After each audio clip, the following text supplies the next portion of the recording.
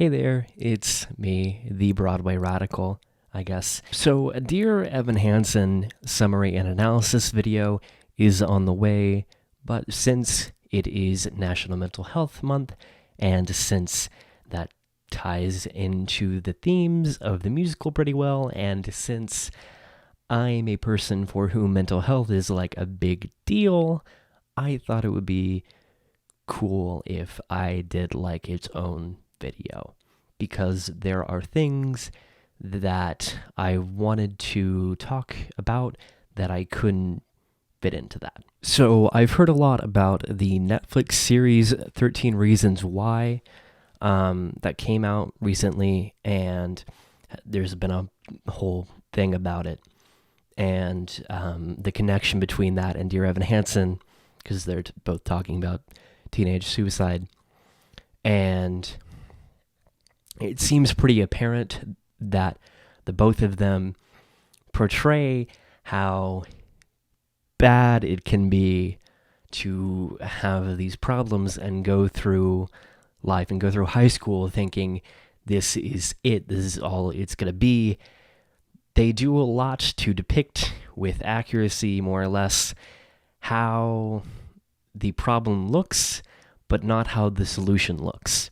And I kind of think the solution needs to be talked about for obvious reasons. So, here are just a few thoughts. So, earlier this year, in January, I was officially diagnosed with bipolar type 2 disorder, which had been misdiagnosed as anxiety and depression for all of my life, for a good reason, which is that anxiety and depression are like the two major things in bipolar type 2, or in any bipolar. So I've been dealing with this my entire life, and I only really knew what pin to put in it, what to call it, very recently. Mental health wise, I have not had smooth sailing throughout my life,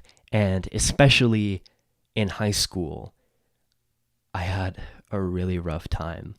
My junior year it is a miracle that I survived that. The two easiest, I guess, ways to help yourself is to get in regular talk therapy and get on proper medication. And those two things are so important, and I just wish that I knew, and I wish that I had been thinking in that way. It just hadn't occurred to me that during all of my suffering that I could actually get help, and that I should have been, because I don't know how I got through that, other than the reason I'm about to. When people who may or may not have gone through tough times or had like any sort of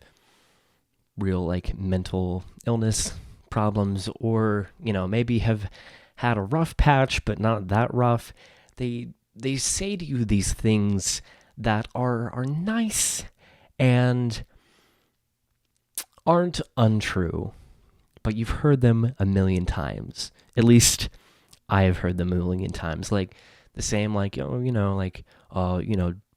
do that, and like hurting yourself is stupid, like, or even more benign ones like I'd be so sad, I don't want you to do that. People will miss you, like people care about you, it gets better. Stuff like that, which is fine. It just doesn't. After a while, you just start to hear the same thing over and over again. And for me, in my mind, it's like there's a part in your mind that doesn't want to change. There's a part in your mind that refuses to have your opinions change. It's like, no, all right, I've detected that you were trying to convince me of something. And even if that something is, hey, don't hurt yourself, there's a part of you that's like, well, I'm not going to listen to you because you're trying to convince me of something, which is totally fucked. Totally fucked. And it just sounds like bullshit. So this is me trying to not bullshit you. The way that I got through my junior year and my freshman year of college and last year is almost out of spite, because I know I have so much that I want to do. I have so much I want to give the world, and it's like, you fuckers, you wouldn't even know. You don't even know what you're missing. You have no idea what you would lose out on if I were not here.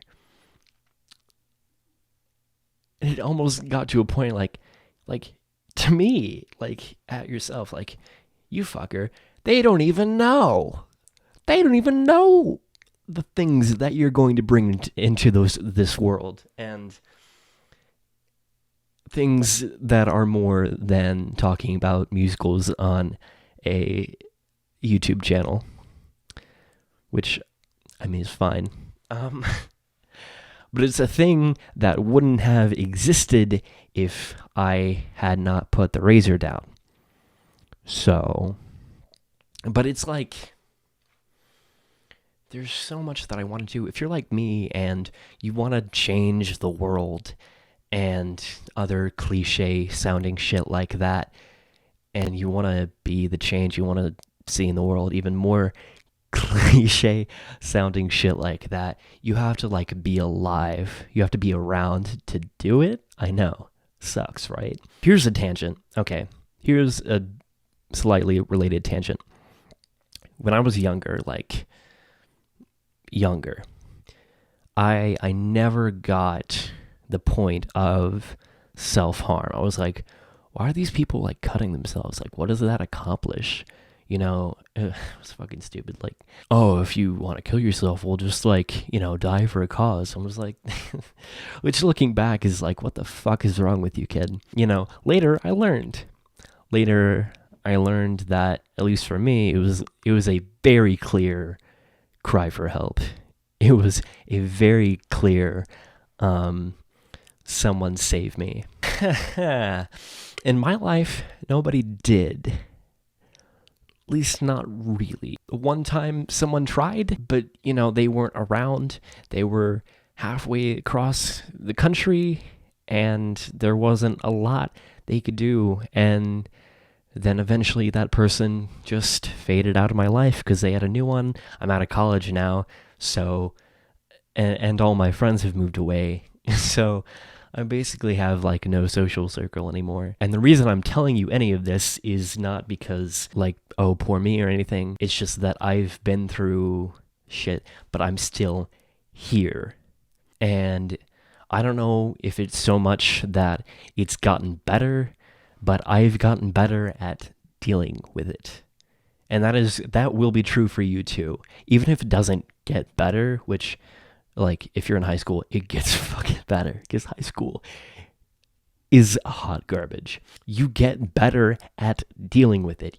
That is a fact. You will get better at dealing with it. You just will. You might get like really good at dealing with it and even get to live your life like a normal functioning adult. I don't know what that's like, but I hear it's great. Those times that I even did it like as a cry for help, I didn't get that. I didn't get the help that I wanted. And I'm still here. If that gives you any hope, because I've been in some pretty low places in my life, but I'm still here. And I don't have any plans on being not here. It's okay to not be okay. But also, like, help yourself. I wish I could go back and tell myself any of the things that, like, because, I went to my school counselor, but she wasn't very good. occur to me that, hey, you can go like outside of the school, and there are places that will take you in for free if you're poor, like me now.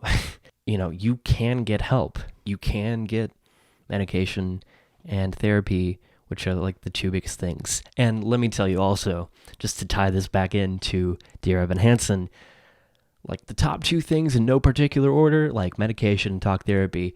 And then like number 57 maybe is faking being best friends with a dead person. So anyway, I wanted to say this because I know that a lot of you watching are young and probably in high school and probably in the most need of hearing something like this. So I hope I have given you a tool in your self-help tool belt. I'm going to leave that metaphor how it is. I will see you probably on Wednesday with the actual... Almost knocked my light over with the actual Dear Evan Hansen video. I just wanted to say this, and yeah, if you need to compel yourself to live on out of spite, do it. Okay, bye. Bye. Something I forgot to mention. Good reason to stay around. Doing it. Getting some